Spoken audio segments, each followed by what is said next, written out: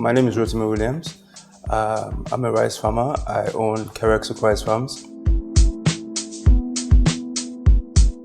Typically, we grow rice. We do not process rice. We grow rice for the agric industry, for the processors. Because in Nigeria today, we have a lot of processing companies that don't necessarily have the raw material. So our business is essentially to supply the raw material, which is rice, paddy, to them, for them to process and package. We've been in existence for 4 years now and growing. The total size of the farm is 45,000 hectares, of which 1,000 hectares have been utilized, and currently we're expanding on that.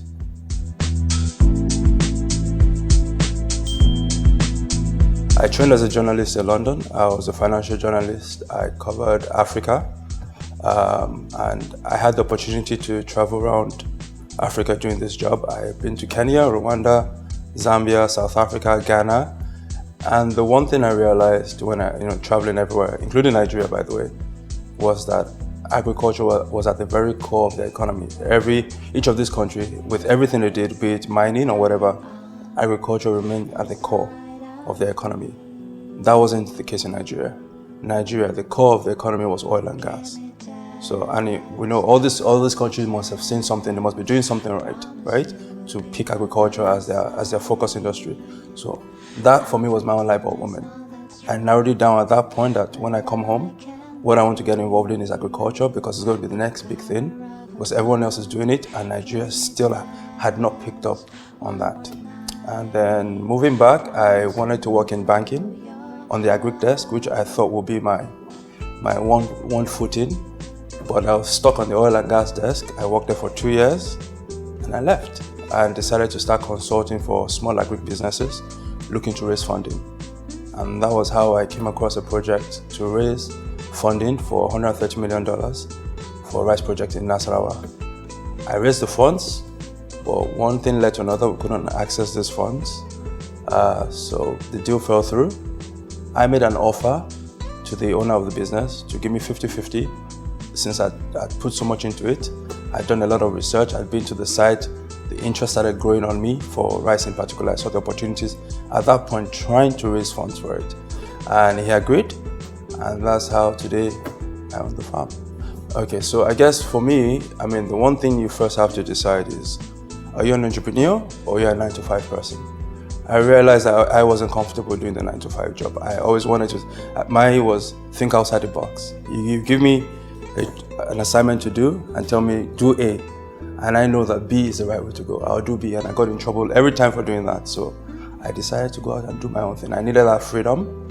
I needed to express myself in doing things I felt was right, and that's how I narrowed it down to agriculture and to rice. And I guess for all of this, you don't need any special skills.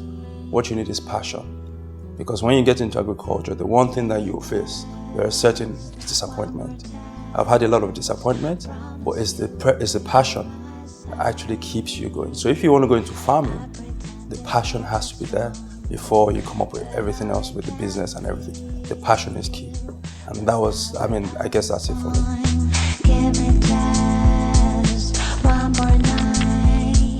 So my biggest lesson in business so far will have to be basically not listening to people and just trying to do the impossible. Because when I was trying to get into agriculture, a lot of people told me it wouldn't work. There's a lot of negative comments. People thought I was crazy trying to leave the banking industry to go into an industry that at that point there was no focus on. And I typically just proved them wrong, because they said I didn't study agriculture. So I went on Google. Every professor in this world in agriculture has written an article that ended up on Google. So I printed everything. I downloaded everything. I printed everything. I took my time. I digested it, read it over and over again. And then I went out to the fields and basically just tried, and it worked. So for me, if I'd listened to people, then this wouldn't be happening. So I guess my own advice to any entrepreneur or aspiring entrepreneur out there is, don't let anyone tell you what you can and cannot do. Try it first. If you believe in it, it will work. And that for me, I guess, is my advice. Inside of me. My biggest mistake in business, catastrophic, okay. Basically, when we acquired the land, or when we got the land, I was so eager to start business. Obviously for rice, you need a lot of water. And my farm is 50 meters away from the River Benue. So typically, I just got the guys to start doing the land clearing without actually consulting an irrigation expert. And because of the slight gradient on the land, we cleared the land and started planting too close to the river. So once Cameroon opens their dam and the river starts flooding, the first place it hits is my farm. So last year we took a hit on the entire 1,000 hectares. We wiped off the entire investment just because we did not consult the irrigation expert on where to start developing the land from. And that cost us a lot. So I'm guessing that my own advice again to any aspiring entrepreneurs, before you do anything, consult the experts. That's it, because even with the fact that I downloaded a lot of articles and I read them, I still work with an agronomist because I don't know everything. These guys are trained to see things I don't see. My breaking boundary moment has to be a particular day when I got to the farm. In the morning, I got there at about 7 o'clock, and I met about 100 people outside my farm, 100 Fulani women outside my farm with their parents and their husbands waiting for me just to say thank you. Thank you for the opportunity given to their children and their wives to learn about agriculture, and for the employment opportunity, because that's never happened to them before. This group of Fulani women are a group of marginalized women within another marginalized group, which are women themselves. So it's unprecedented that anyone will go and farm and hire purely Fulani women to do a certain chore on the farm, And it was at that point, I guess, I realized that what I was doing was much bigger than me.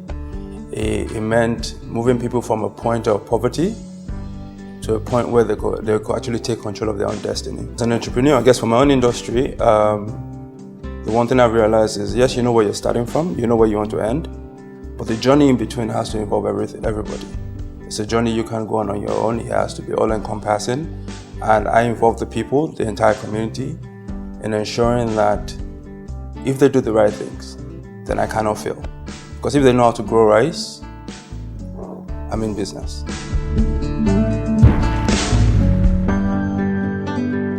I guess when I die, or later, I want to be remembered as that guy that did it his own way, basically. I hate to conform to the norm.